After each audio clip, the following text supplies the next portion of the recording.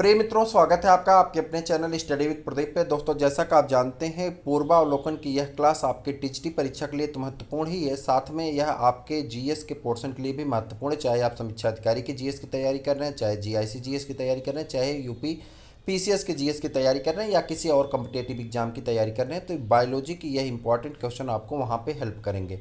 और टीजीटी के लिए भी हेल्प है, चूँकि इसकी व्याख्या जो है आपके लिए बहुत हेल्पफुल होंगी। पूर्वावलोकन वाली क्लास है, चलिए एक एक करके करते हैं। वृक्क के उत्सर्ज अपनयन के पश्चात स्वच्छ रक्त वृक्की धमनी से वापस जाता है। ठीक है। उसके बाद कह रहा है बोमेन संपुट से निस्यंदित द्रव लघु नलिकाओं से गुजरता है, जहां अधिकांश ग्लूकोज का पुनर्अवशोषण होता है तथा वृक्की सिरा में रक्त के वापस वापस भेजा जाता है। ठीक है। अब इसमें आपको आंसर करना होगा, केवल एक सही केवल दो सही, तो आप कहेंगे इसमें ए और बी दोनों सही हैं, यानी पहला भी सही है और दूसरा भी सही। मनुष्य सहित दूसरे स्तनियों में मुख्य उत्सर्जी अंग एक जोड़ी वृक्क पाए जाते हैं तथा वृक्क में वृक्क नलिकाएं या नेफ्रॉन पाई जाती हैं, जो कि उत्सर्जन की इकाई है। नेफ्रॉन क्या है? उत्सर्जन की इकाई। आपसे पूछा जाता है छोटे एग्जाम में या जीएस के पॉइंट ऑफ व्यू से कि नेफ्रॉन क्या है, तो आप कहेंगे उत्सर्जन की इकाई है। ठीक है। वृक्क में मौजूद इन नेफ्रॉनों में रुधिर के दो बार छनाई होती है। ठीक। पहली अति सूक्ष्म निस्यंदन द्वारा तथा दूसरी वर्णात्मक पुनः अवशोषण द्वारा। लाभदायक पदार्थ जैसे कि ग्लूकोज पुनर्अवशोषण हो जाते हैं, जैसे नमक है, ग्लूकोज का पुनर् से क्या हो जाता है? अवशोषण हो जाता है कोशिकाओं द्वारा। तो आपका ऑप्शन दोनों सही था। मनुष्य शरीर में खून के शुद्धिकरण की प्रक्रिया को कहते हैं, मनुष्य के शरीर में खून के शुद्धिकरण की प्रक्रिया को क्या कहते हैं? डायलिसिस कहते हैं। क्या कहते हैं? डायलिसिस कहते हैं। ठीक है, हो जाएगा। चलिए आगे बढ़ जाते हैं। निम्न में से कौन सा सही है? कह रहा कौन सा सही है? शरीर में सारा रक्त किडनी के माध्यम से मिल जाता है, शरीर में सारा रक्त किडनी के माध्यम से गुजरता है, शरीर में सारा रक्त किडनी के माध्यम से शुद्ध होता है, शरीर में सारा रक्त किडनी के माध्यम से बनता है। तो यहाँ पर आप कहेंगे शरीर में सारा रक्त किडनी के माध्यम से शुद्ध होता है। शरीर में सारा रक्त किडनी के माध्यम से क्या होता है? शुद्ध होता है। ठीक है। डायलिसिस किससे संबंधित है? डायलिसिस संबंधित है किससे? वृक्क से, यानी आप किससे कहेंगे? किडनी से संबंधित है। किससे संबंधित है? किडनी से संबंधित है। साधारण सा क्वेश्चन है, बायोलॉजी वाले बड़े आसानी से कर लेंगे, लेकिन जीएस के लिए थोड़ा सा डिफिकल्ट होगा। ठीक है। चलिए, हम आपको पीडीएफ भेज देंगे टेलीग्राम पे, तो वहाँ पे आप इसका डिस्क्रिप्शन पढ़ लीजिएगा। सबका डिस्क्रिप्शन हम नहीं पढ़ेंगे, जिसका डिस्क्रिप्शन महत्वपूर्ण हमें समझ में आएगा हम उसका जरूर पढ़ेंगे। ठीक है। यूरिया किसके द्वारा रक्त से पृथक किया जाता है? ध्यान से देखिएगा, ये क्वेश्चन आपके टीजीटी की परीक्षा के लिए महत्वपूर्ण हो सकता है। यूरिया किसके द्वारा रक्त से पृथक किया जाता है? आंत द्वारा, आमाशय द्वारा, लीहा द्वारा, गुर्दा द्वारा। तो आप कहेंगे कहाँ से? गुर्दा द्वारा। ठीक है। गुर्दा को ही आप क्या कहते हैं? किडनी कहते हैं। यूरिया अति सूक्ष्म निस्यंदन क्रिया द्वारा रुधिर से गुर्दे द्वारा पृथक किया जाता है, क्योंकि यूरिया एक उत्सर्जी पदार्थ है जिससे शरीर से बाहर निकलना अति आवश्यक है। इस प्रकार यूरिया मूत्र के माध्यम से शरीर से बाहर निकल जाता है। वृक्क में प्रति मिनट औसत रक्त प्रवाह कितना होता है? कह रहा प्रति मिनट कितना रक्त लगभग वृक्क से बहता है? तो आप कहेंगे 1200 सीसी। कितना? 1200 सीसी। ये सब टीजीटी के लिए महत्वपूर्ण हो सकते हैं। लगभग 1.5 लीटर मूत्र में तब्दील हो जाता है।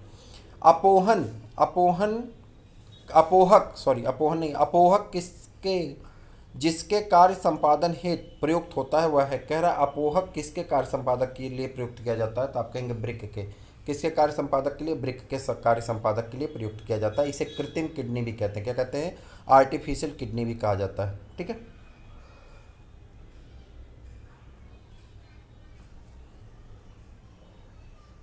चलिए, जब वृक्क कार्य करना बंद कर दे तो निम्न में से कौन सा पदार्थ जमा होता? कह रहा अगर किडनी काम करना बंद कर दे तो कौन सा पदार्थ जमा होगा? शरीर में वसा, शरीर में प्रोटीन, रक्त में शर्करा, रक्त में नत्र जनित अवशिष्ट पदार्थ। क्या? रक्त में नत्र जनित अवशिष्ट पदार्थ जमा होना शुरू हो जाते हैं। शरीर में उपापचय के दौरान बहुत से ऐसे पदार्थ बनते हैं जो कि शरीर में के लिए हानिकारक होते हैं। इन्हें नत्र जनित अवशिष्ट पदार्थ कहते हैं, जैसे अमोनिया, यूरिया, यूरिक अम्ल इत्यादि। वृक्क किडनी में अति सूक्ष्म निस्यंदन क्रिया द्वारा इनसे रुधिर से अलग कर मूत्र के रूप में बाहर निकलने को सहायता करता है। ठीक है। निकालने में सहायता करता है। मूत्र क्या करता है? इसको बाहर निकालने में सहायता। निम्नलिखित में से कौन मानव गुर्दे का सामान्य कार्य नहीं? कह रहा मानव गुर्दे का सामान्य कार्य नहीं, ये आपको बताना होगा। रक्त में जल की मात्रा का नियंत्रण करना। ठीक। रक्त में शर्करा की मात्रा का नियंत्रण करना। रक्त में यूरिया को छान कर बाहर करना। सामान्य कार्य नहीं, नहीं वाला आपको बताना। ठीक है। उसके बाद कई हार्मोनों का श्रावण करना। तो आप कहेंगे रक्त से यूरिया की मात्रा का नियंत्रण करना ये इसका काम नहीं है। यूरिया की मात्रा का नियंत्रण कहाँ से होता है? पैंक्रियाज से होता है। कहाँ से होता है? पैंक्रियाज से होता है, जहाँ से इंसुलिन और ग्लूकेगॉन नामक हार्मोन निकलते हैं।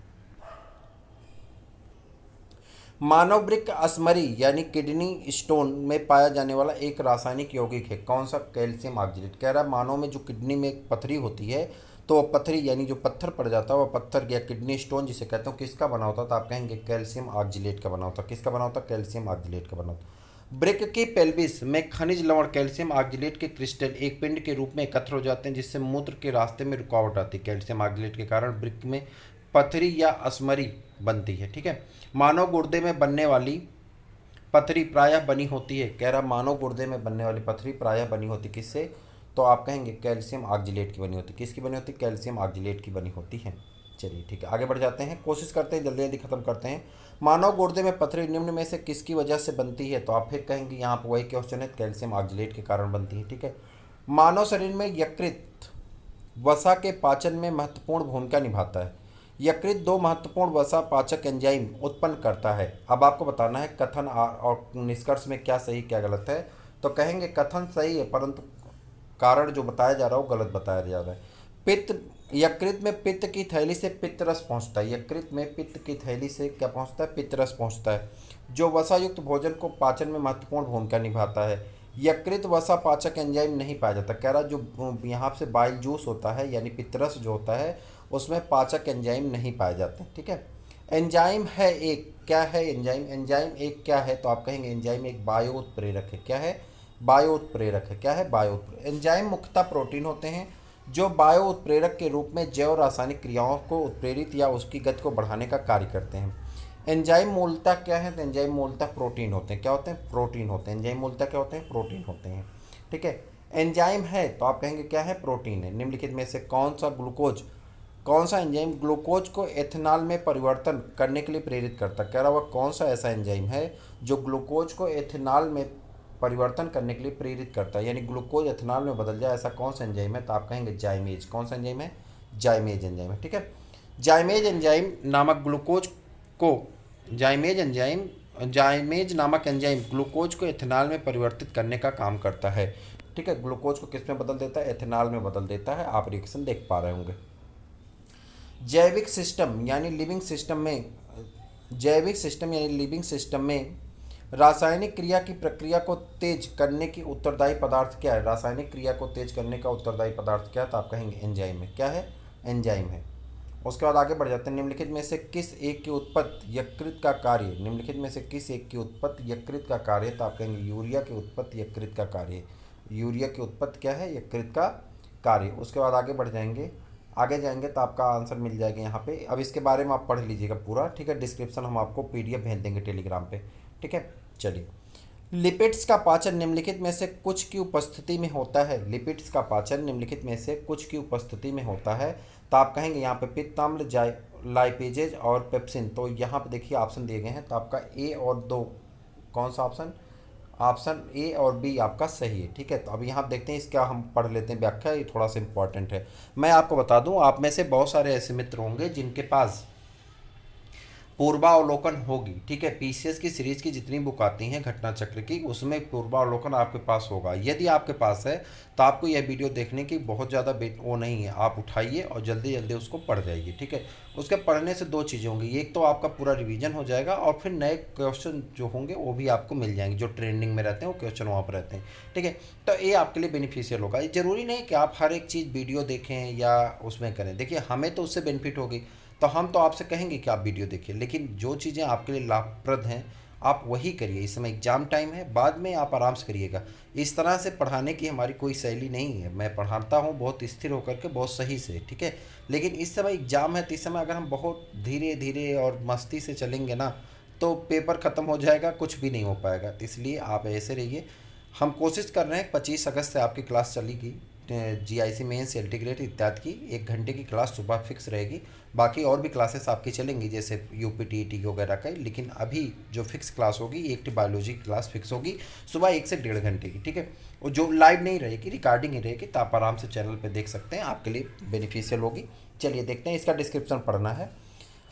हमारे भोजन सामग्री में अधिकांश लिपिड सरल वसाओं अर्थात ट्राइग्लिसराइड के रूप में होते हैं। लिपिड के पाचन में लाइपेज नामक एंजाइम की महत्वपूर्ण भूमिका होती है। यह लिपिड को वसी अम्लों तथा मोनोग्लिसराइड में विखंडित करते हैं। पित्त में कोई पाचक एंजाइम नहीं होता, फिर भी यह लिपिड के पाचन एवं अवशोषण में सहायक होता है। यह वसा का इमल्सीकरण करता है। पेप्सिन नामक एंजाइम प्रोटीन के पाचन में सहायक होता है।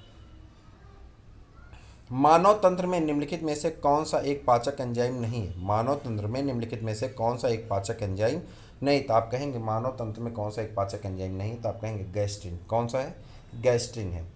ट्रिप्सिन, टाइलिन तथा पेप्सिन नामक एंजाइम जिनका स्राव क्रमशः ट्रिप्सिन का कहाँ से होता है? अग्न्याशय से होता है। याद रखिएगा, ट्रिप्सिन का कहाँ से होता है? अग्न्याशय से। टाइलिन का कहाँ से होता है? लार ग्रंथि से। अमाशय से किसका होता है? पेप्सिन का। ठीक है, द्वारा किया जाता है। ट्रिप्सिन एक पेस्टाइडेड, ठीक है, पेस्टाइडेज है जो, या पेप्टाइडेज है जो पेस्टाइड्स को तोड़ने का कार्य करता है। ठीक है, यानी प्रोटीन को तोड़ने का काम करता है, सीधे सीधे सरल भाषा में कहें।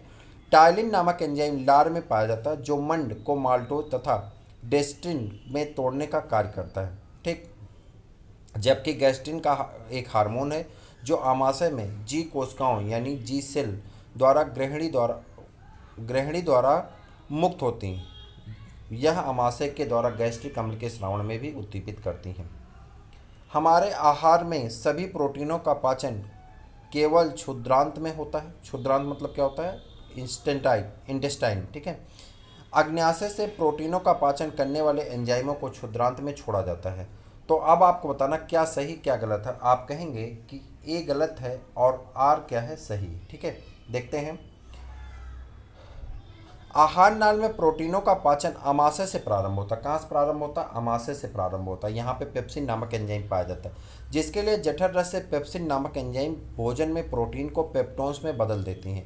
आमाशय के पश्चात भोजन कब भोजन ग्रहणी में पहुँचता है? तो अग्न्याशय द्वारा अग्न्याशयी रस भोजन से जा मिलता है, जिससे प्रोटीन के पाचन के लिए ट्रिप्सिन नामक एंजाइम होता है जो प्रोटीन को पॉलीपेप्टाइड में परिवर्तित कर देता है। प्रोटीन के पाचन में सहायक एंजाइम है। कहेंगे प्रोटीन के पाचन में सहायक एंजाइम कौन है? तो आप कहेंगे ट्रिप्सिन है। कौन है? ट्रिप्सिन है। कौन है? ट्रिप्सिन। ठीक है, उसके बाद स्टार्च को जल अपघटन से ग्लूकोज बनाने वाला एंजाइम है। स्टार्च से जल अपघटन से ग्लूकोज बनाने वाला एंजाइम है। कह रहा है स्टार्च से ग्लूकोज कैसे बनता है, इसके बारे में आपको बताना है। तो एमाइलेज है। कौन सा एंजाइम है? Amylase enzyme. कौन सा एंजाइम? एमाइलेज नामक एंजाइम का स्राव लार ग्रंथियों तथा अग्न्याशय द्वारा किया जाता है, जो भोजन में स्टार्च मंड से जल अपघटन से ग्लूकोज निर्मित करता है। कौन से परिवर्तन में एंजाइम ट्रिप्सिन उत्प्रेरक का कार्य करता है? कह रहा किस ऐसे परिवर्तन में एंजाइम ट्रिप्सिन उत्प्रेरक का काम करता है? तो आप कहेंगे प्रोटीन को अमीनो अम्लों में बदलने में। किसमें? प्रोटीन को अमीनो अम्लों में बदलने में। आगे बढ़ जाते हैं। अगला क्वेश्चन आपका इस प्रकार से, कुछ आगे आगे आ जाएंगे। मानव शरीर में पुष्ट कौन सी संरचना में संलग्न होता है? कह रहा मानव शरीर में पुष्ट कौन सी संरचना से संलग्न होता है? तो आप कहेंगे किससे संलग्न होता है? तो आप कहेंगे बृहदांत से। कहाँ से? बृहदांत से। मानव शरीर में स्थित पुष्ट यानी अपेंडिक्स, क्या कहते हैं उसे? अपेंडिक्स एक कृमि रूप अवशेष का अवशेषी अंग है, वेस्टिजियल आर्गन है। वेस्टिजियल आर्गन उस अंग को कहा जाता है जो हमारे पूर्वज में तो कार्य करते थे, लेकिन हमारे शरीर में वो कार्य नहीं करते हैं। ऐसे आर्गन को क्या कहा जाता है? अवशेषी अंग कहते हैं। यह छोटी व बड़ी आंत के जोड़ के पास स्थित होता है। इसके आकार छोटे क्रीम की तरह के होता है। जो बड़ी आंत बृहदांत के से सीकम द्वारा जुड़ा होता है। आरंभ के जीवन पूर्णतः शाकाहारी था, जिसे सेलुलोज युक्त पत्तियों के पाचन के लिए इस अंग का उपयोग किया जाता था। किसमें? आरंभ में, जब हमारे पूर्वज थे। कालांतर में मानव सभ्यता के विकास के साथ मनुष्यों के सर्वाहारी होने के कारण इस अंग का कार्य धीरे धीरे समाप्त हो गया। इस प्रकार यह अंग वर्तमान समय में अवशेष मात्र रह गया है, जबकि शाकाहारी पशुओं जैसे कि गाय, बैल इत्यादि में सेलुलोज के पाचन के लिए यह कार्य करता रहता है। चलिए, मानव शरीर में क्षुद्रांत के 3 संरचनाओं भागों में लंबाई का कौन सा भाग सही? ये आप याद रखिएगा, ये क्वेश्चन आपके टीजीटी के बेस पे है। थोड़ा देखिए, कह रहा है मानव शरीर में क्षुद्रांत की 3 संरचनात्मक भागों की लंबाई का सही ह्रासमान क्रम है। ठीक है, घटता हुआ क्रम आपको बताना है। तो जल्दी से बताइए। तो आप कहेंगे डी ऑप्शन आपका सही है। ठीक है, अब यहाँ पर आ जाते हैं नीचे। मानव शरीर में उपस्थित क्षुद्रांत की क्षुद्रांत या छोटी आंत आहार नाल का एक भाग होती है जो कि आमाशय तथा बड़ी आंत के मध्य स्थित होती है। इसमें अधिकांश भोजन का पाचन होता है तथा पचे भोजन का अवशोषण किया जाता है। यह ग्रहणी यानी ज्यूजिनम तथा शेस्त्रांत इलियम से विभेदित होता है। इसकी क्रमशः लंबाई 25 सेंटीमीटर ज्यूजिनम की, 2.5 मीटर किसकी, इलियम की, तथा 3.5 मीटर ड्यूडिनम की कितनी होती है, 25 सेंटीमीटर। ठीक है, ड्यूडिनम की 25 सेंटीमीटर, 2.5 मीटर किसकी, ज्यूजिनम की, और इलियम की कितनी होती है, 3.5 मीटर होती है। छोटी आंत अत्यधिक कुंडलित नलिका होती है, कितनी होती है, अत्यधिक कुंडलित नलिका होती है। चलिए, निम्नलिखित में से कौन सा आहार मानव शरीर में नए ऊतकों की वृद्धि के लिए पोषक तत्व प्रदान करता है, तो आप कहेंगे यहाँ पे पनीर है। ठीक है, ऑप्शन के अकॉर्डिंग पनीर है। चलिए, प्रोबायोटिक खाद्य से संबद्ध निम्नलिखित कथनों पर विचार कीजिए। प्रोबायोटिक खाद्य से संबद्ध निम्नलिखित प्रश्नों पर विचार करिए, कथनों पर विचार करिए। प्रोबायोटिक खाद्य में सजीव जीवाणु विद्यमान होते हैं जो मानव के लिए लाभकारी जाने जाते हैं। प्रोबायोटिक खाद्य यंत्र आंत्र फ्लोरा के अनुरक्षण में सहायता देता है। तो आप कहेंगे कौन सही है, तो आप कहेंगे ए और बी दोनों सही। कौन है, ए और बी दोनों आपके क्या है, सही। चलें, न्यूट्रास्यूटिकल्स यानी न्यूट्रास्यूटिकल उत्पाद हैं जिनमें होता है, न्यूट्रास्यूटिकल उत्पाद कौन होते हैं, जिसमें पोषक अथवा औसत प्रभाव होता है, जिसमें पोषक और औसत प्रभाव होता है। न्यूट्रास्यूटिकल शब्द न्यूट्रिशन तथा फार्मास्यूटिकल शब्दों से मिलकर बना है। न्यूट्रास्यूटिकल उत्पाद नियमित पोषक मूल्यों के साथ साथ औषधि लाभ प्रदान करने के लिए जाने जाते हैं। एंजाइम तथा उसके कार्यों का सही जोड़ा आपको बताना है, सही जोड़े का चयन करना है। ठीक है, तो यहाँ पे 4 जोड़े दिए गए हैं, आपको बताना कौन सा सही है। अम्लीय फास्फेट, इस्चेरिचिया कोलाई प्रतिबंधन एंडोन्यूक्लिएज, उसके बाद एक्रोसिन। अब आपको बताना किसका जोड़ा सही है, एक इधर चला आया होगा तो एक इधर होगा आपका। ठीक है, सक्सेनिक डिहाइड्रोजिनेज। ठीक है, अब इनका देखिए व्याख्या आप वहाँ मिला लीजिएगा, हम आपको बता दे रहे हैं कौन सा जोड़ा आपसे पूछा जा रहा है, कौन सा जोड़ा आपका सही जोड़े का चयन करें। तो सही जोड़ा आपका कौन है, बी वाला। इस्चेरिचिया कोलाई प्रतिबंधन एंडोन्यूक्लिएज किसका काम करता है, डीएनए के विशिष्ट स्थलों को काटने के लिए कार्य करता है। किसका, डीएनए के विभिन्न स्थलों को काटने का काम करता है। डीएनए के विभिन्न स्थलों को क्या करता है, काटने का काम करता है। कौन सा, एंडोन्यूक्लिएज द्वितीय। और यहीं पे लाइगेज एंजाइम क्या काम करता है, डीएनए अणुओं को जोड़ने का काम करता है। डीएनए फ्रेगमेंट को जोड़ने का काम कौन करता है, लाइगेज नामक एंजाइम करता है। प्रकाश संश्लेषण से आपके प्रश्न पूछे जाते हैं, आपके टॉपिक में भी रखा गया है। हरे पौधे में प्रकाश संश्लेषण की क्रिया में होता है, कह रहा प्रकाश संश्लेषण की क्रिया में क्या होता है, तो आप कहेंगे कार्बन डाइऑक्साइड लेना और ऑक्सीजन छोड़ना। बेसिक प्रोसेस है, बेसिक क्रिया है, आप जानते हैं। प्रकाश संश्लेषण में पौधों द्वारा निम्न में से कौन सी गैस उपयोग में लाई जाती है, कह रहा प्रकाश संश्लेषण द्वारा कौन सी गैस प्रयोग में लाई जाती है, तो आप कहेंगे कार्बन डाइऑक्साइड। कौन सी, कार्बन डाइऑक्साइड। निम्नलिखित गैसों में से कौन प्रकाश संश्लेषण प्रक्रिया में आवश्यक है, तो आप कहेंगे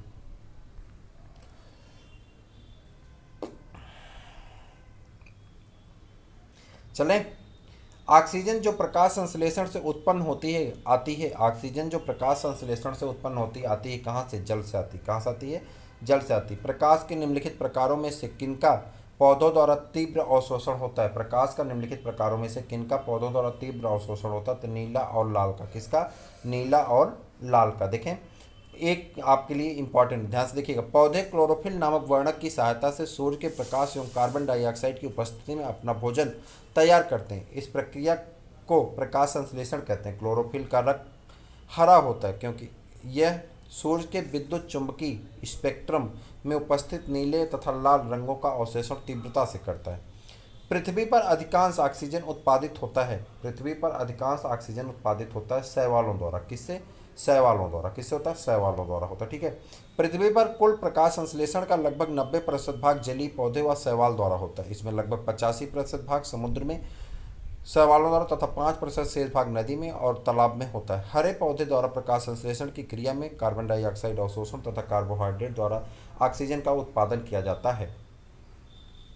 आगे बढ़ जाते हैं। प्रकाश संश्लेषण होता है, प्रकाश संश्लेषण कब होता है, दिन के समय में होता है, दिन में अथवा रात्रि में, दिन में होता है अथवा रात्रि में होता है। प्रकाश संश्लेषण हरे पौधे में होने वाली एक क्रिया है जिसमें वे भोज्य पदार्थ का निर्माण करते हैं। इस क्रिया में प्रकाश ही ऊर्जा प्रदान करता है। प्राकृतिक रूप से पौधे सूर्य के प्रकाश से ही ऊर्जा ग्रहण करते हैं, किंतु समुद्री शैवाल चंद्रमा के प्रकाश से भी यह क्रिया करते हैं, किंतु समुद्री शैवाल चंद्रमा के प्रकाश से भी यह क्रिया करते हैं।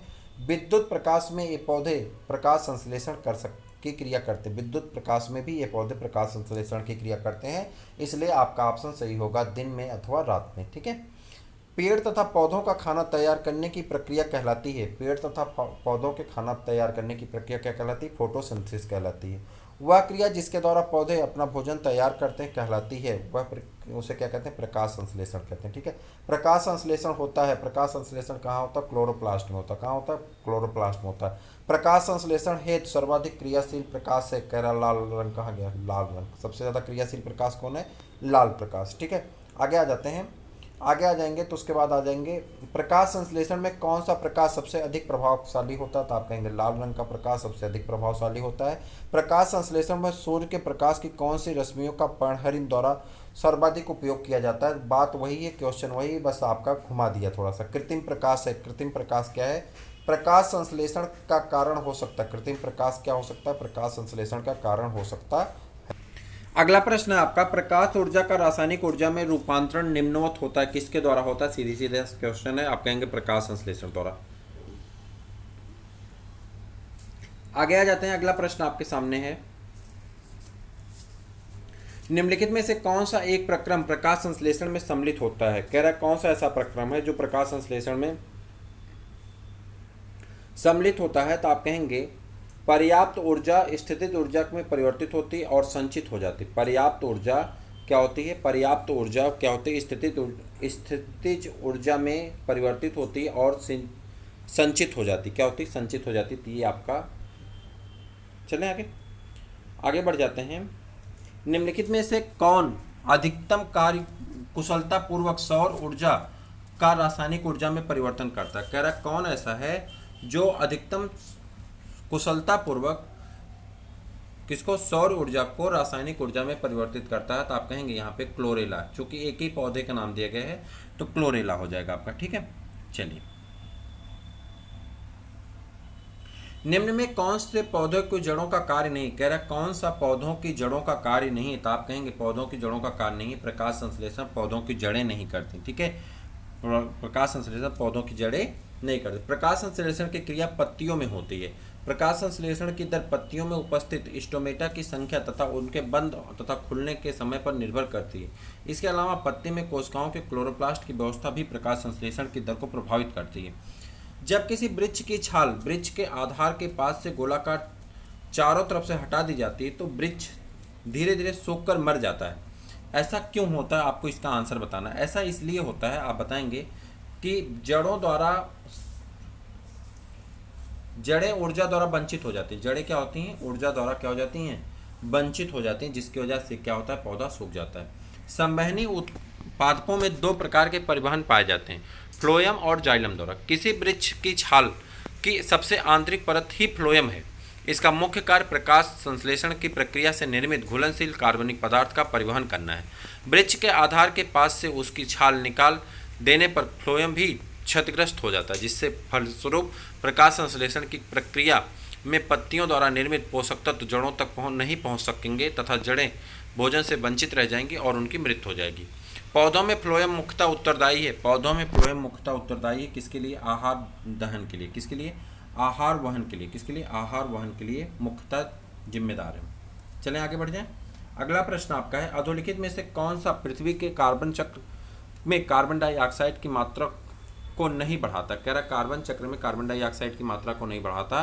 तो आप कहेंगे प्रकाश संश्लेषण। कौन नहीं बढ़ाता? प्रकाश संश्लेषण। चलिए, विटामिन एवं पोषक तत्वों के बारे में या पोषण के बारे में आपको पढ़ना है और कुछ इंपॉर्टेंट क्वेश्चन के आंसर देने। ठीक है। फंक ने निम्नलिखित में से किसका आविष्कार किया था? तो आप कहेंगे फंक ने किसका आविष्कार किया था? विटामिन का किया था। किसने किया था? फंक ने। कब किया था? 1912 ईस्वी में पोलिश वैज्ञानिक कैसिमर फंक ने पहली बार विटामिनों की अवधारणा का निरूपण किया था। विटामिन क्या होते हैं? विटामिन कार्बनिक यौगिक होते हैं। क्या होते हैं? कार्बनिक यौगिक होते हैं। मैं आपको बता दूं, यदि आप पीके गुप्ता की बुक पढ़े होंगे या किसी और राइटर की बुक पढ़े होंगे, इवन एबीसी की भी बुक पढ़े होंगे, तो वहाँ पे विटामिन की खोज के बारे में किसी और का नाम दिया गया, ठीक है। लेकिन यहाँ पे विटामिन के बारे में सबसे ज़्यादा जो अवधारणा विकसित की गई, जो विटामिन के बारे में सब लोग जाने, उसमें सबसे फेमस जो हैं वो फंक है, ठीक है। तो यह पेपर टीचटी के बिहाफ पे अगर आएगा तो मैं उसका नाम मुझे मिस हो रहा है, जिन्होंने सर्च किया था विटामिन ढूंढा था, आप थोड़ा चेक कर लीजिएगा। लेकिन अगर जीएस के दृष्टि से आता है तो आपका फंक सही हो जाएगा। लेकिन अगर टीजीटी में आता है वह ऑप्शन दिया जाता है, मुझे नाम मिस हो रहा है, आप थोड़ा चेक कर लीजिए विटामिन की डिस्कवरी किसने किया था, तो आपका आंसर वही व्यक्ति होंगे जो आपकी उन दोनों बुकों में दिया गया, ठीक है। चले आगे, विटामिन क्या होते हैं? विटामिन क्या होते हैं? तो आप कहेंगे विटामिन कार्बनिक यौगिक होते हैं। क्या होते हैं? कार्बनिक यौगिक होते हैं। विटामिन क्या होते हैं? कार्बनिक यौगिक होते हैं, ठीक है। निम्नलिखित में से यौगिकों के किस समूह में सहायक आहार कारक कहा जाता है? किसे सहायक आहार कारक कहा जाता है? तो आप कहेंगे विटामिन को। किसको सहायक आहार कारक कहा जाता है? विटामिन को कहा जाता है। किसको?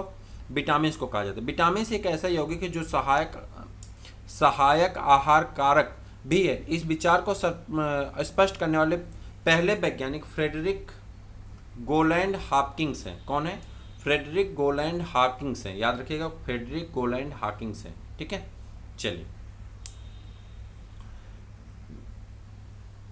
निम्नलिखित में से कौन सा तत्व पौधों के विकास के लिए आवश्यक नहीं है? कह रहा कौन सा ऐसा तत्व है जो पौधों के विकास के लिए आवश्यक नहीं है? तो आप कहेंगे सोडियम। कौन सा ऐसा तत्व है जो पौधों के विकास के लिए आवश्यक नहीं है? सोडियम। यहाँ आप ध्यान से मेरी बात को आप पूरा डिस्क्रिप्शन पढ़ेंगे। मैंने आपको एक दिन 16 तत्व जब करा रहा था न्यूट्रिएंट, तो मैं आपको बताया था कि क्लास 11th की बुक में दिया गया है। बहरहाल आप यहाँ पे पूरी बात मेरी ध्यान सुनिएगा। पौधों के विकास के लिए 16 अनिवार्य तत्वों की चिन्हित किया गया है, जिसमें से 9 आवश्यक बृहद यानी मैक्रो क्वांटिटीज में पाए जाते हैं तथा 7 सूक्ष्म मात्रा में मिक्रो क्वांटिटी में पाए जाते हैं, ठीक है। बृहद पुनः मात्रा को पुनः 2 भागों में बांटा गया, प्राथमिक और द्वितीयक। प्राथमिक में आपके आ जाते हैं नाइट्रोजन, प्राथमिक में नाइट्रोजन है, फास्फोरस है, पोटेशियम है, कार्बन है, हाइड्रोजन है तथा ऑक्सीजन है, ठीक है। जबकि द्वितीयक में कैल्शियम है, मैग्नीज है और सल्फर है। पोषकों की आवश्यकता अधिक मात्रा में होती है, जबकि सूक्ष्म पोषकों की आवश्यकता बहुत कम मात्रा में होती है, जैसे कि लौह है, जिंक है, मैग्नीज है, बोरान है, तांबा है, मेलबिडनम तथा क्लोरीन है। इस प्रकार से आपका आंसर जो हो जाता है वो क्या हो जाता है? सोडियम हो जाता है, ठीक है। आगे बढ़ जाएं। निम्नलिखित में से कौन सा पौधों के लिए अनिवार्य सूक्ष्म पोषक नहीं है? तो आप कहेंगे अनिवार्य सूक्ष्म पोषक नहीं है, तो आप कहेंगे सोडियम, ठीक है। ऑप्शन में बहुत बार सोडियम आया है, आपके एग्जाम में भी सोडियम ही आएगा, आप ध्यान रखेंगे तो आपका क्वेश्चन गलत नहीं होगा। जीवधारियों को कम से कम 27 तत्वों की आवश्यकता होती है, जिनमें से 15 धातुएं हैं। इनमें जो प्रभुत मात्रा में आवश्यकता होती वे हैं, कह रहा जिसकी बहुत ज़्यादा मात्रा में आवश्यकता होती है वो कौन कौन से हैं? तो आप कहेंगे कौन कौन से? पोटेशियम है, सोडियम है, मैग्नीशियम है और कैल्शियम है। कौन है? पोटेशियम, सोडियम, मैग्नीशियम और कैल्शियम, ठीक है। भोजन के वर्ग के प्रति यूनिट कैलोरी की मात्रा सर्वाधिक होती है। भोजन के वर्ग में प्रति यूनिट कैलोरी की मात्रा सर्वाधिक होती है किसमें? तो आप कहेंगे वसा में। किसमें होती है? वसा में होती है, ठीक है। 1 ग्राम वसा को आप जलाएंगे 9.3 किलो कैलोरी ऊर्जा आपको मिलती है, जबकि 1 ग्राम ग्लूकोज आप जलाते हैं तो आपको 4 किलो कैलोरी ऊर्जा मिलती है। ये देखो यहाँ दिया गया, ठीक है। चले आगे बढ़ते हैं। चलिए, सेब का हृदय रोगियों के लिए विशेष महत्व, क्योंकि ये बड़े स्रोत होते हैं किसका? कह रहा सेब जो होता है, आप हृदय रोगी खाते हैं सेब, तो ये बहुत महत्वपूर्ण है किसके लिए? पोटेशियम के लिए। किसके लिए? पोटेशियम के लिए। आहार में नियमित रूप से ताजे फल और सब्जियां ग्रहण करना वांछनीय है, क्योंकि ये ऑक्सीकरण यानी एंटीऑक्सीडेंट तत्वों के अच्छे स्रोत होते हैं। ऑक्सीकरण रोधी तत्व व्यक्ति में स्वस्थ बने रहने और दीर्घायु होने के लिए किस प्रकार सहायक सिद्ध होते हैं? तो आपको इसका आंसर करना होगा किस प्रकार सहायक सिद्ध होते हैं। तो ये शरीर में उपापचय के उपोत्पाद के रूप में उत्पन्न मूलक निष्क्रिय बनाते हैं, ठीक है। चलिए, निम्नलिखित में से कौन सा विटामिन एवं उसकी कमी से होने वाला रोग सुमेलित नहीं है? सुमेलित नहीं है, आपको बताना कौन सुमेलित नहीं है, ठीक है। कैल्सिफेरॉल, अस्थिरुग्णता, नाइसिन, पेलाग्रा, कोबालामिन, संघातिक रक्ताल्पता, रेबोफ्लेविन, बेरी। अब आपको बताना कौन सा इसमें नहीं है। तो आप कहेंगे बेरी विटामिन B1 की कमी से होता है। बेरी क्या होता है? विटामिन B1 की कमी से होता है, जिसका रासायनिक नाम थायमिन है। अन्य सभी विकल्प सुमेलित हैं। राइबोफ्लेविन विटामिन B2 का रासायनिक नाम, जिसकी कमी से शरीर का भार कम हो जाता है, ठीक है। चलिए, निम्नलिखित सब्जियों में सर्वाधिक विटामिन सी पाया जाता है। किसमें पाया जाता है सर्वाधिक विटामिन सी? 4 सब्जियां दी गई, उसमें से आपका एक ऑप्शन होगा तो उसमें के अकॉर्डिंग जो 4 ऑप्शन दिए गए हैं उसके अकॉर्डिंग आपका ऑप्शन कौन सही हो जाता है, मिर्च में। कौन कौन सही हो जाता है, मिर्च में। विटामिन जो खट्टे फलों यानी साइट्रस में पाया जाता है और चर्म के स्वास्थ्य के लिए जरूरी होता है, उसे क्या कहते हैं, विटामिन सी कहते हैं। सिट्रस फ्रूट में पाया जाता है विटामिन सी। जल में घुलनशील विटामिन है। विटामिन बी और सी कहाँ घुलती हैं, जल में घुलनशील विटामिन है, ठीक है। विटामिन सी का मुख्य स्रोत क्या है, विटामिन सी का मुख्य स्रोत आप कहेंगे क्या है, तो कच्चे व ताजे फल है। क्या है, कच्चे व ताजे फल है। दूध में मुख्य रूप से vitamin A, B12, BD, vitamin D तथा विटामिन के उपस्थित होते हैं। दालों में मुख्यतः प्रोटीन प्रचुर मात्रा में पाया जाता है। घी में वसा की प्रचुरता होती है, जबकि विटामिन सी खट्टे फलों में पाया जाता है। कंचन एक उन्नत किस्म है किसकी, आंवला की। किसकी है, आंवला की। विटामिन सी का सबसे अच्छा उत्तम स्रोत कौन होता है, तो आप कहेंगे आंवला होता है। कौन होता है, आंवला होता है। कौन होता है, आंवला होता है। निम्नलिखित में से विटामिन सी की मात्रा सर्वाधिक होती है। 4 ऑप्शन दिए गए हैं और इसमें पूछ रहा है सबसे अधिक विटामिन सी कहाँ पाई जाएगी, सिट्रस फ्रूट यानी संतरा में। विटामिन सी का रासायनिक नाम क्या है, तो आप कहेंगे एस्कॉर्बिक सिट्रिक एसिड है। विटामिन सी का नाम क्या है, ascorbic acid, sorry, vitamin C का नाम क्या है, एस्कॉर्बिक एसिड होता है, ठीक है। उसका विटामिन सी की सर्वाधिक प्रचुर मात्रा किस में होती है, तो संतरा, यहाँ पे ऑप्शन है तो संतरा में ही होगा, ठीक है। उसके बाद आगे आ जाए, घाव को भरने के लिए विटामिन जो सहायक होती है, विटामिन सी कहाँ पे, विटामिन सी सहायक होती है, ठीक है। उसके बाद किसके अवशोषण में विटामिन सी मदद करती है, किसके अवशोषण में विटामिन सी मदद करती है, तो आप कहेंगे लौह तत्वों के अवशोषण में विटामिन सी क्या करती है, मदद करती, ठीक है। निम्नलिखित विटामिन में से कौन सा शरीर में भंडारित नहीं होता, कह रहा कौन सा ऐसी विटामिन है जो शरीर में भंडारित नहीं होती, वो है विटामिन सी। शरीर में भंडारित नहीं होती, जल में विलेय है तो बह जाती है, ठीक है, शरीर से बाहर निकल जाती है। निम्नलिखित में से किस विटामिन की कमी से खून का थक्का नहीं बनता है, बनने की बीमारी होती है, तो विटामिन के की। किसकी कमी से, विटामिन के की कमी से। सब आप पढ़े हैं, बस आपको रिवीजन करना है, ठीक है। रक्त का थक्का बनने में किस विटामिन की आवश्यकता पड़ती है, विटामिन के की आवश्यकता पड़ती है। थोड़ा तेजी से चलते हैं।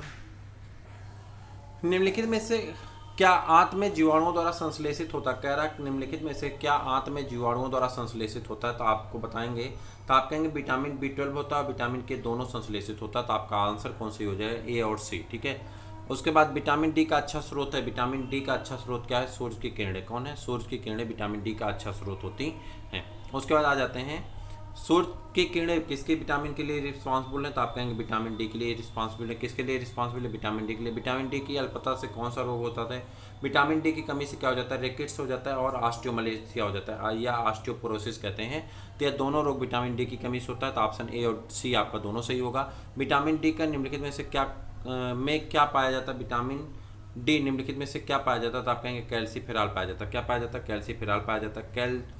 कैले कैल्सीफेरॉल रासायनिक यौगिक का सामान्य नाम क्या है, कैले कैल्सीफेरॉल के रासायनिक यौगिक का सामान्य नाम क्या है, तो आप कहेंगे विटामिन डी। क्या होगा, विटामिन डी होगा। उसके बाद इधर आ जाते हैं, तो उसके बाद इधर आएंगे तो आपका क्वेश्चन मिल जाता है यहाँ पे, निम्नलिखित में से कौन सा युग्म सही सुमेलित नहीं है, तो आप यहाँ देखेंगे तो आपके पास 4 ऑप्शन दिए गए हैं, नियासिन पेलाग्रा, ठीक है। उसके बाद थायमिन बेरी, विटामिन डी सूखा रोग, विटामिन के अंधापन, तो ये आपका सुमेलित नहीं है, बाकी सभी आपके ऊपर से सुमेलित हैं। विटामिन के रक्त की थक्का जमाने के लिए रिस्पॉन्सिबल होता है, बंधता से इसका कोई मतलब नहीं, उसका ई से मतलब है, विटामिन ई से, ठीक है। रतौंधी निम्नलिखित में से निम्नलिखित की कमी के कारण होता है, रतौंधी किसकी कमी के कारण होता है, तो आप कहेंगे विटामिन डी, जिसका नाम क्या होता है, रेटिनॉल होता है। क्या नाम होता है, रेटिनॉल होता है। मानव में विटामिन ए संचित कहाँ होता है, तो आप कहेंगे ये क्वेश्चन इंपॉर्टेंट है, टीएचडी वाले मित्र ध्यान दें, यकृत में। कहाँ पे, यकृत में। मानव शरीर में विटामिन ए भंडारित होता है, तो आप कहेंगे कहाँ पे, यकृत में भंडारित होता है। कहाँ भंडारित होता है, यकृत में भंडारित होता है। निम्नलिखित में से किसमें विटामिन ए की मात्रा अधिक है, तो किसमें विटामिन ए की मात्रा अधिक है, तो यहाँ पे निम्नलिखित में से किसमें विटामिन ए की मात्रा अधिक है, तो विटामिन ए की मात्रा किसमें अधिक है, गाजर में। किसमें अधिक है, गाजर में अधिक है, ठीक है। उसके बाद आगे बढ़ जाते हैं, तो यहाँ पर आ जाएंगे, निम्नलिखित में से कौन सा एक विटामिन ए का प्रचुरतम स्रोत है, विटामिन ए का प्रचुरतम स्रोत जो होगा वो आम होगा। यहाँ पे यहाँ का आंसर जो होगा वो आपका क्या होगा, पपीता भी है, अमरूद भी है, लेकिन यहाँ पे जो सही आंसर आपका होता है वो कौन होता है, आम होता है, ठीक है। कुछ लोग अभी इस पे एक्सेप्शन उठाएंगे, लेकिन मैं आपको कहता हूँ ये सही आंसर है, ठीक है। विटामिन ई का महत्वपूर्ण स्रोत निम्नलिखित में से क्या होता है, तो आप कहेंगे विटामिन ई का सही अंकुरित गेहूं का तेल। कौन है, अंकुरित गेहूं का तेल। उसके बाद आगे बढ़ जाए, निम्नलिखित में से किसका निर्माण हमारे शरीर में नहीं होता, किसका निर्माण हमारे शरीर में नहीं होता, तो आप कहेंगे विटामिन ए का निर्माण हमारे शरीर में नहीं होता, उसे हमें क्या करना होता है, बाहर से खाना पड़ता है। यदि कोई व्यक्ति हरी सब्जियां खाना बंद कर दें, उसे रतौंधी हो जाएगी। इससे विटामिन ए की कमी हो जाएगी, तो आपका दोनों सही होना चाहिए। आपका क्या हो जाएगा, विटामिन ए की कमी हो जाएगी, जिससे उसमें क्या हो जाएगा, ठीक है। कह रहा है ए गलत है और आर सही, कह रहा है अगर क्या होगा यहाँ पे देखें क्यों गलत है भाई। यदि कोई व्यक्ति हरी, अच्छा विटामिन ए तो और भी कहीं से मिल सकता है, ठीक है चलो इसमें आ जाते हैं। यदि कोई व्यक्ति हरी सब्जियां खाना बंद कर दे तो उसमें विटामिन ए की कमी हो सकती है, और विटामिन ए की कमी से रतौंधी रोग भी हो सकता है। प्रश्न में यह इंगित किया जाना कि हरी सब्जियां ना खाने से रतौंधी हो जाएगी भाषा संबंधी त्रुटि प्रतीत होती है। किस विटामिन में कोबाल्ट होता है वह है, कह रहा है किस विटामिन में कोबाल्ट होता है वह है, तो आप कहेंगे विटामिन B12 में कोबाल्ट पाया जाता है। ऑप्शन डी आपका सही होता है, ठीक है। ऑप्शन डी आपका क्या होता है, सही होता है। विटामिन B12 में निम्नलिखित में से कौन सी धातु पाई जाती है, तो आप कहेंगे कोबाल्ट पाया जाता है। ऑप्शन ए आपका 41 का ऑप्शन ए आपका सही हो जाएगा। निम्नलिखित विटामिनों में से किसमें कोबाल्ट होता है, तो आप कहेंगे विटामिन B12 में। किसमें, विटामिन B12 में कोबाल्ट पाया जाता है। आगे आ जाते हैं, उसके बाद आपका ऑप्शन दिया गया है यहाँ पे थायमीन है। थायमीन किसका नाम है, तो आप कहेंगे विटामिन B1 का नाम थायमीन है। विटामिन B1 का नाम क्या है, थायमीन है, ठीक है। उसके बाद जल में घुलनशील विटामिन कौन है, विटामिन बी और सी, तो ऑप्शन में सी दिया गया, तो आपका आंसर क्या सही हो जाएगा, विटामिन सी। निम्नलिखित में से कौन सा विटामिन पानी में घुलनशील है, तो आप कहेंगे बी और सी होता, तो विटामिन बी दिया गया, तो ऑप्शन बी आपका सही हो जाएगा। कुछ विटामिन वसा में घुलनशील है जबकि अन्य जल में घुलनशील नहीं है, तो आप कहेंगे ए डी ए के जो हैं ए जल में घुलनशील नहीं, वसा में घुलनशील विटामिन ए डी ई और के जो हैं, एक मिनट किस में पूछ रहा है, जल में घुलनशील विटामिन, अच्छा ए वसा में घुलनशील विटामिन है और जल में घुलनशील पूछ रहा है, तो हमारा ऑप्शन सही हो जाएगा। और ए वसा में घुलनशील विटामिन, ए डी ई के किस में घुलते हैं, वसा में घुलते हैं, जबकि बी और सी किस में घुलते हैं, जल में घुलनशील विटामिन होते हैं। चलिए आगे आ जाते हैं, जल्दी जल्दी कर लेते हैं, आसान सा क्वेश्चन है, कुछ है नहीं। एक मनुष्य जो बेरी बेरी सूखा रोग व स्कर्वी की बीमारी होगी, यदि वह नहीं ले रहा है तो क्या नहीं ले रहा है, विटामिन B1 डी और विटामिन सी नहीं ले रहा है, तो उसे अलग अलग प्रकार के रोग हो जाएंगे, जैसे B1 से बेरी बेरी, डी से सूखा रोग हो जाएगा और स्कर्वी कहाँ से हो जाएगी, विटामिन सी की कमी से हो जाता है। निम्नलिखित विटामिनों में से कौन सा किसी स्वप्न को पर्याप्त अवधि तक याद रखने में सहायक होता है, कह रहा है विटामिन कोई भी आप सपना देख रहे हैं तो सपने को याद रखने में सहायक होता है, तो कौन होता है, विटामिन B6 होता है, ठीक है। उसके बाद आगे बढ़ जाते हैं, तो यहाँ पे आप आ जाएंगे, तो यहाँ पर आप देखेंगे सुमेलित करने के लिए ऐसे आता है, आप लगभग सबको जानते हैं रतौंधी किससे होता है, विटामिन ए से होता है। रिकेट्स किससे होता है, विटामिन डी से। स्कर्वी विटामिन सी से। बेरी बेरी विटामिन B1 से, ठीक है। तो आप सब जानते हैं, उसमें कुछ बताना नहीं, ठीक है। यहाँ पर आ जाते हैं, फिर वही क्वेश्चन उसी तरह से मिलाना है, आप जानते हैं उसको, इसमें भी मिलाना ही है आपको। यहाँ पे क्या है, विटामिन सी है, तो विटामिन सी से क्या हो जाएगा, स्कर्वी हो जाएगा। फोलिक अम्ल रक्त की अल्पता हो जाएगा। विटामिन ए से रतौंधी हो जाएगा। विटामिन B1 से बेरी बेरी हो जाता है, ठीक है। चलिए, जो क्वेश्चन आप जानते हैं उस पर बेफालतू टाइम गंवाने की कोई आवश्यकता नहीं। निम्नलिखित में से कौन सा युग्म सुमेलित नहीं, कौन सा युग्म सुमेलित नहीं, देखिए विटामिन ए रतौंधी सही है, विटामिन B3 पेलाग्रा सही है, विटामिन डी से सूखा रोग या ऑस्टियोमलेशिया होता है, तो ये आपका गलत है, बाकी सभी सही है।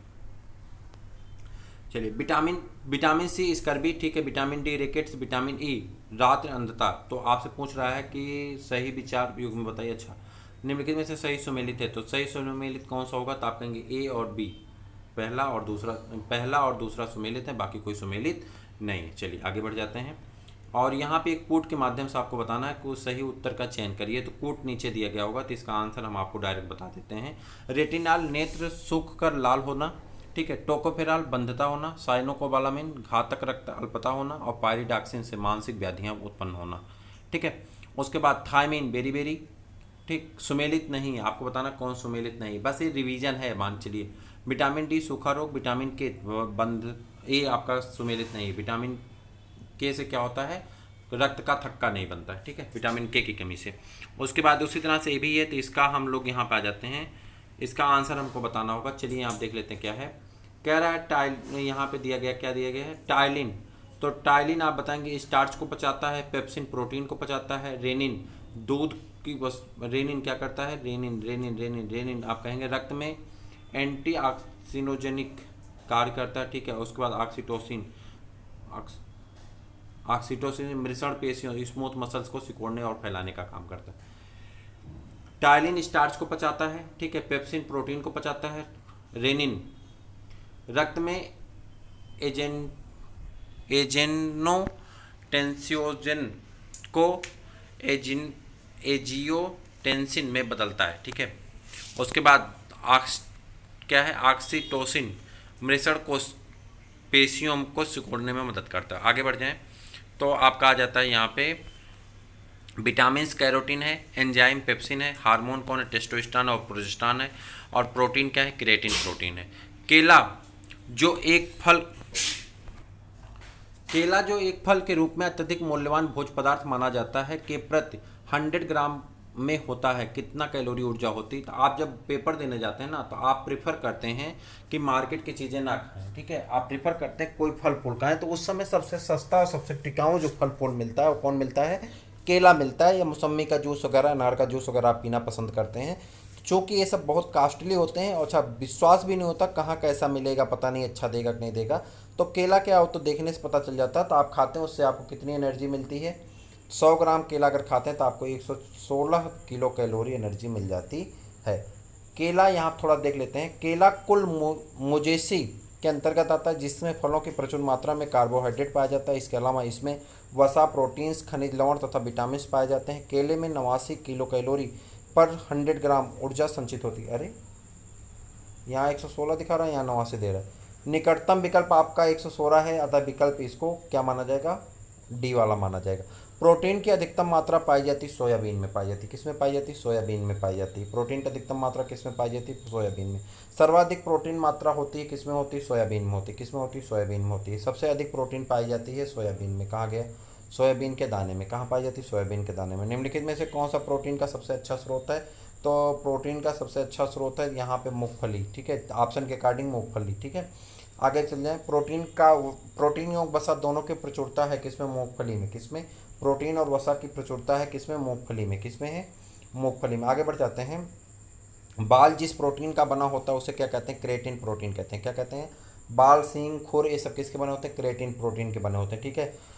नाखून, ये सब क्रिएटिन प्रोटीन के बने होते हैं। बाल, मानव के बाल और नख में उपस्थित प्रोटीन का नाम क्या होता है, तो आप कहेंगे प्रोटीन का नाम क्या होता है, क्रिएटिन प्रोटीन होता है। क्या नाम होता है, क्रिएटिन प्रोटीन होता है। प्रोटीन की प्रचुरता वाले खाद्य पदार्थों में उपस्थित अमीनो अम्ल टायरोसिन के बारे में निम्नलिखित कथनों में से कौन सा सही। टायरोसिन के बारे में आपको बताना है। यह बुढ़ापे के लिए उत्तरदायी मुक्त मूलकों के विरुद्ध रक्षा कर सकता है, ठीक है, आपको बुढ़ापा लाने से बचाता है।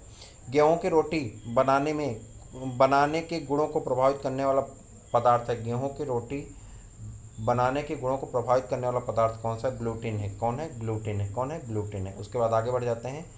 एक कठोर परिश्रम करने वाला पुरुष की दैनिक ऊर्जा की आवश्यकता होती है। एक कठोर परिश्रम करने वाला कितनी ऊर्जा चाहिए, 4000 किलो कैलोरी की ऊर्जा चाहिए। कितना, एक कठोर परिश्रम करने वाला पुरुष को लगभग 3500 से 4000 किलो कैलोरी दैनिक ऊर्जा की आवश्यकता होती है। एक गिलास पानी पीने में कितनी कैलोरी मिलती है, एक गिलास पानी पीने में कितनी कैलोरी मिलती है, तो आप कहेंगे 0 किलो कैलोरी मिलती है, एक भी पैसे की ऊर्जा नहीं मिलती है। भोजन का एक प्रमुख अंग है। भोजन का एक प्रमुख अंग क्या होता है, कार्बोहाइड्रेट होता है। क्या होता है, कार्बोहाइड्रेट होता है, ठीक है। लंबे समय की कसरत का मुख्य ईंधन क्या है, लंबे समय की कसरत का मुख्य ईंधन क्या है, कार्बोहाइड्रेट है। क्या है, कार्बोहाइड्रेट है, ठीक है। हमारे शरीर में अम्लता तथा क्षारीयता के बीच जो तत्व संतुलन बनाए रखता है वह है, कह रहा है जो तत्व संतुलन बनाए रखता है वो क्या है, फास्फोरस है। क्या है, फास्फोरस है। उसके बाद इधर आ जाते हैं। इधर आ जाएंगे तो आपका आंसर हो जाता है निम्नलिखित में से कौन सा यौगिक मानव शरीर में संग्रहित नहीं रहता है। मानव शरीर में कौन सा यौगिक संग्रहित नहीं रहता है, तो आप कहेंगे अमीनो अम्ल संग्रहित नहीं रहता। कौन संग्रहित नहीं रहता, अमीनो अम्ल संग्रहित नहीं रहता। निम्नलिखित में से किस फल में लौह प्रचुर मात्रा में पाया जाता है। करौंदा में लौह जो होता है क्या होता है, प्रचुर मात्रा में लोहा पाया जाता है, यानी लौह तत्व पाया जाता है, ठीक है। निम्नलिखित में से कौन खनिजों पर विचार करिए, निम्नलिखित खनिजों पर विचार करिए, कैल्शियम, लोहा, सोडियम। तो आपका आंसर क्या सही होगा, तो यहाँ पे आप कहेंगे 1 2 3, आपका तीनों सही है, ठीक है। रक्त में पोटेशियम, कैल्शियम, सोडियम तथा लौह की समुचित अनुपात हृदय की गति तथा अन्य चिकनी मांसपेशियों को उत्तेजित करने का तथा उसमें संकुचन की क्रिया संपन्न कराने के लिए आवश्यक होती है। पालक के पत्तों में निम्नलिखित में से किसकी मात्रा सबसे अधिक होती है। पालक के पत्तों में सबसे ज़्यादा मात्रा क्या पाई जाती है, आयरन की पाई जाती है। किसकी पाई जाती है, आयरन की पाई जाती है। निम्नलिखित में से कौन लोहे का अच्छा स्रोत है, कौन लोहे का अच्छा स्रोत है, तो आप कहेंगे पालक। पालक क्या है, लौह का अच्छा स्रोत है। लोहे का अंश सबसे अधिक पाया जाता है किसमें पाया जाता है, हरी सब्जियों में पाया जाता है। किसमें पाया जाता है, हरी सब्जियों में पाया जाता है। बासमती चावल के दाने पकाने पर लंबे हो जाते हैं क्योंकि इनमें बाहुल्य है। किसका बाहुल्य होता है, तो आप कहेंगे एमाइलोज का। किसका बाहुल्य होता है, एमाइलेज का बाहुल्य होता है। निम्नलिखित में से किसकी उपस्थिति के कारण दूध का मिठास आ जाता है। दूध में मिठास किसकी उपस्थिति के कारण आता है, तो लैक्टोज शर्करा के कारण आता है। किसके कारण आता है, लैक्टोज शर्करा के कारण आता है। ठीक है, जहाँ पे हमें ज़रूरत पड़ेगा हम तहाँ पे डिस्क्रिप्शन पढ़ेंगे, घबराइए मत। दूध में विद्यमान सैकराइड है तो कौन सी सैकराइड होती है, तो आप कहेंगे लैक्टोज सैकराइड होती है। कौन सी, लैक्टोज शुगर होती है, डाइसैकराइड है। लैक्टोज एक डाइसैकराइड शुगर है या दूध में पाया जाने वाला ग्लैक्टोज और ग्लूकोज से व्युत्पन्न होता है।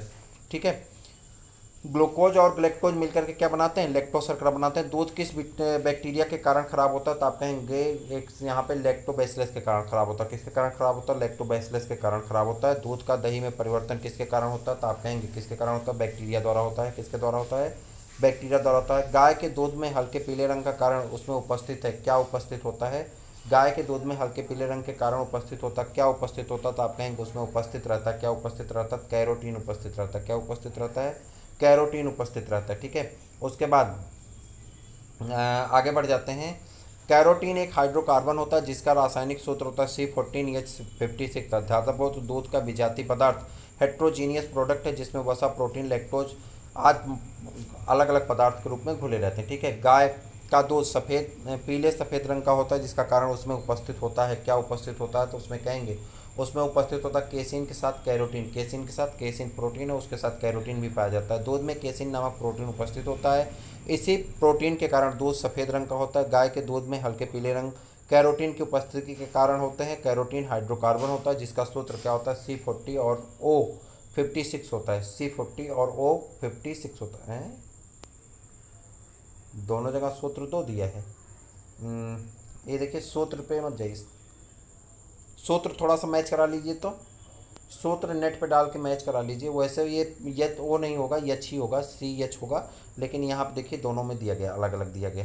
भैंस के दूध की औसत वसा की मात्रा कितनी होती है, भैंस के दूध में औसत वसा की मात्रा कितनी होती है, 7.2% होती है। कितनी होती है, 7.2% होती है। दूध को पचाने के लिए ये इसका एंजाइम यहाँ नहीं दिया गया। ठीक है, दूध प्रोटीन को पचाने वाला एंजाइम कौन है, दूध के प्रोटीन को पचाने वाले एंजाइम का नाम क्या है, रेनिन होता है। क्या होता है, रेनिन नामक एंजाइम होता है।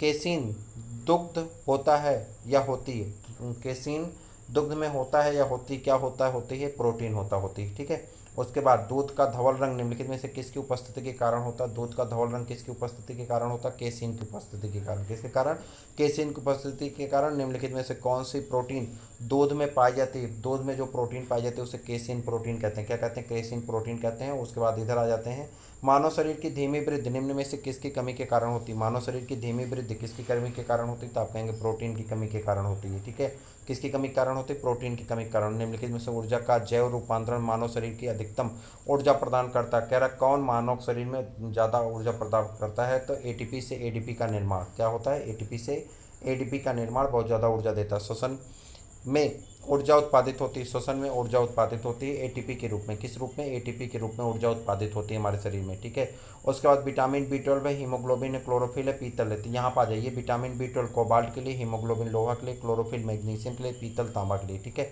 उसके बाद इसका भी नीचे दिया गया, क्लोरोफिल मैग्नीशियम के लिए, हीमोग्लोबिन आयरन के लिए, खाने का नमक सोडियम क्लोराइड और कपड़े धोने का नमक सोडियम बाइकार्बोनेट, सोडियम कार्बोनेट। ठीक है, उसके बाद इसका भी नीचे आपको मिल जाएगा, vitamin B12 cobalt, haemoglobin iron, chlorophyll magnesium, उसके बाद चाल्कोपायराइट तांबा कापर के लिए। ठीक है, उसके बाद इसका भी आपको मिल जाएगा। ये देखते हैं विटामिन B1 क्या होता है, विटामिन B1 को थायमिन कहते हैं, विटामिन B12 को विटामिन B2 को क्या कहते हैं, तो विटामिन B2 को आप कहते हैं, जल्दी बता दीजिए, विटामिन B2 को राइबोफ्लेविन कहते हैं, विटामिन B6 को आप कहते हैं, विटामिन B6 को कहते हैं पायरिडॉक्सिन, और विटामिन B12 को क्या कहते हैं, क्या कहते हैं, कोबालामिन कहते हैं। क्या कहते हैं, कोबालामिन कहते हैं। वो उसके रासायनिक नाम को आपको मैच कराना था। ठीक है, उसके बाद विटामिन B1 रेटिनॉल सुमेलित है। कह रहा कौन निम्नलिखित में से कौन सा सही सुमेलित है, तो एक युग्म सही सुमेलित है, निम्नलिखित में कौन सा, अच्छा हाँ, विटामिन B1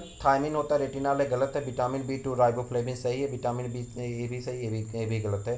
तो आपका विटामिन B2 क्या है, आपका सही आंसर हो जाता है। आगे बढ़ जाते हैं, कौन सूक्ष्म तत्व नहीं है। कह रहा कौन ऐसा है यहाँ पे जो सूक्ष्म तत्व नहीं है, तो आप कहेंगे गंधक। गंधक जो है सूक्ष्म तत्व नहीं। आगे बढ़ जाते हैं, पपीता में मुख्यतः कौन सा विटामिन पाया जाता है, पपीता में मुख्यतः विटामिन C पाया जाता है। कौन सा विटामिन पाया जाता है, विटामिन C पाया जाता है। निम्नलिखित में से विटामिन A प्राकृतिक स्रोत है। कह रहा विटामिन A का प्राकृतिक स्रोत कौन है, स्रोत नहीं है, विटामिन A का प्राकृतिक स्रोत नहीं है, तो आप कहेंगे दूध। दूध विटामिन A का प्राकृतिक स्रोत नहीं है। ठीक है, अल्फा कैरोटीन एक विटामिन है, प्रोटीन है जो अल्फा कैरोटीन एक प्रोटीन है जो त्वचा में उपस्थित होता है। कहाँ पर उपस्थित होता है? त्वचा में उपस्थित होता है। निम्नलिखित में से कौन से तत्व सभी प्रोटीनों में विद्यमान होते हैं? निम्नलिखित में से कौन से तत्व सभी प्रोटीनों में विद्यमान होते हैं?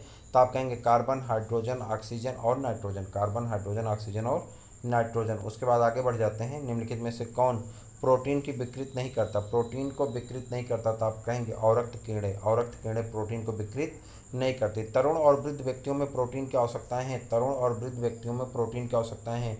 वृद्धों में उच्चतर और तरुणों में न्यूनतर होती है। वृद्धों में उच्चतर और तरुणों में क्या होती है? न्यूनतम होती है। उसके बाद आगे आ जाते हैं। स्टार्च है एक, स्टार्च क्या है? एक पॉलीसेकेराइड है। क्या है? पॉलीसेकेराइड। स्टार्च क्या है? एक पॉलीसेकेराइड होता है। ठीक है। उसके बाद स्टार्च और सेलुलोज के बारे में निम्नलिखित कथनों में से कौन सा सही नहीं? कह रहा कौन सा सही नहीं? आयोडीन के साथ दोनों रंग प्रदान करते हैं, ये आपका सही नहीं है। स्टार्च जो होता है वो नहीं, लेकिन सेलुलोज जो होता है प्रोटीन आयोडीन के साथ रंग प्रदान करता है, तो आपका आंसर सही हो जाएगा। देखिए स्टार्च और सेलुलोज दोनों वनस्पतिक उद्भव हैं, दोनों गुण अणु व बहुलक अर्थात पॉलीमर्स होते हैं तथा दोनों ग्लूकोज के ही अणु से निर्मित होते हैं। स्टार्च आयोडीन के साथ नीला रंग प्रदान करता है। स्टार्च आयोडीन के साथ कैसा करता है? नीला रंग प्रदान करता है, जबकि सेलुलोज इस घोल में रंग नहीं प्रदान करता। मंड यानी स्टार्च पौधे में संचित भोजन का सबसे अधिक महत्वपूर्ण कण होता है, जबकि सेलुलोज पौधे में उपस्थित। तो कह रहा है यहाँ पे स्टार्च जो होता है वो आयोडीन के साथ रंग प्रदान करेगा, लेकिन जो सेलुलोज होगा और आयोडीन के साथ रंग प्रदान नहीं करता। आगे बढ़ जाते हैं। आगे बढ़ जाएंगे। निम्नलिखित में से कौन सा लार की सहायता से पच जाता है? तो लार की सहायता से स्टार्च पच जाता है। कौन पच जाता है? स्टार्च पच जाता है। निम्नलिखित में से किस विटामिन में हार्मोन का माना जाता है? किस विटामिन को हार्मोन माना जाता है? विटामिन डी को हार्मोन भी माना जाता है। और इधर आ जाते हैं, तो इधर आ जाएंगे तो आपका क्वेश्चन मिल जाता है यहाँ पे। विटामिन डी के सर्जन में निम्नलिखित में से कौन पाया जाता है? विटामिन डी के सर्जन में कौन पाया जाता है? तो आप कहेंगे कैल्सीफेरॉल पाया जाता है। कौन पाया जाता है? कैल्सीफेरॉल। निम्नलिखित में से कौन सा एक कथन सही नहीं? कह रहा कौन सा कथन सही नहीं? तो आप कहेंगे दूध में कोई भी विटामिन नहीं होता है। कह रहा है एक कथन सही नहीं, विटामिन दूध में पाए जाते हैं। ठीक है, तो ये आपका कथन सही नहीं है। ठीक है, आगे बढ़ जाए। निम्नलिखित में से किस में कुपोषण होता है? अतिपोषण से, अल्पोषण से, असंतुलित पोषण से। कुपोषण कब होता है? तो आप कहेंगे यहाँ पे अल्पोषण से और असंतुलित पोषण से, दोनों के कारण आपको कुपोषण हो जाता है। आगे बढ़ जाते हैं। और अंतिम पीडीएफ है। मानव भोजन में वसा अम्लों का एक भाग होना चाहिए। सामान्यतः भोजन में 75 ग्राम वसा होनी चाहिए। मानव शरीर कोशिकाएं किसी भी प्रकार के वसा अम्लों का संश्लेषण नहीं कर सकती। आवश्यक वसा अम्लों की अनुपस्थिति से न्यूनतः रोग उत्पन्न हो जाती है। ऑप्शन बताना कौन सही है? तो आप कहेंगे पहला सही है, दूसरा सही है और चौथा सही है। तो पहला सही है, यहाँ पर आ जाते हैं। पहला सही है आपका मानव शरीर में भोजन, ठीक है। दूसरा सही, और उसके बाद कौन सही है? तो आप कहेंगे ये चौथा वाला आपका सही है। ठीक है, आगे बढ़ जाएं।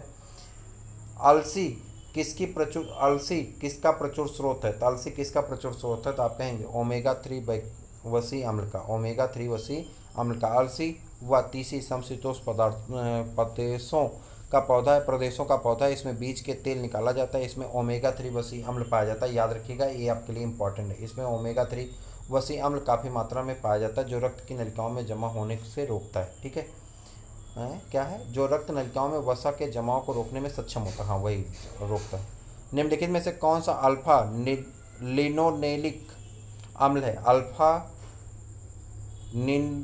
लिनोलेनिक अम्ल है। 18 कार्बन युक्त अमीबा 13 फैटी अम्ल। तो आप कहेंगे कौन है? अलसी है। कौन है? अलसी में होता है। किस में होता है? अलसी में होता है। और इसके साथ आपका अंतिम पीडीएफ 2 क्वेश्चन बचे हुए हैं। दूध की प्रोटीन और कार्बोहाइड्रेट के अतिरिक्त पोषण दायक अन्य तत्व में सम्मिलित है, तो कौन सम्मिलित है? तो आप कहेंगे कैल्शियम और पोटेशियम सम्मिलित है। कौन सम्मिलित है? कैल्शियम और पोटेशियम। निम्नलिखित में से विटामिन बलवर्धक तत्व जिसके अच्छे स्वास्थ्य के लिए थोड़ी मात्रा की आवश्यकता होती है। विटामिन हानिकारक बैक्टीरिया को मारकर शरीर को स्वस्थ बनाए रखने में सहायता करते हैं। आपको बताना क्या सही क्या गलत है। आप कहेंगे ए सही परंतु आर गलत है। ए सही परंतु आर गलत है। उसके बाद मानव आहार में ग्लाइसिन, सेरीन और टायरोसिन अनिवार्य रूप से शामिल होते हैं। अनिवार्य अमीनो अम्ल मानव शरीर में संश्लेषित नहीं किए जा सकते हैं। तो आप कहेंगे कौन सही है? ए सही है परंतु आर क्या है? ए गलत है परंतु आर क्या है? सही है। और इस प्रकार से आज का पीडीएफ भी आपका पूरा होता है, आज की क्लास भी पूरी होती है। हमारा प्रयास था हम कम से कम समय में कर दें, तब भी आपका एक खींचते खींचते कितना आ गया, 53 मिनट आ गया। इसी प्रकार से आपके भी 2 वीडियो आने बाकी हैं। ये सभी वीडियो आप एक बार रिवीजन के तौर पे जरूर देख करके 8 तारीख की पेपर दीजिएगा। हमें पूरी उम्मीद है कि आपका सिलेक्शन पक्का होगा।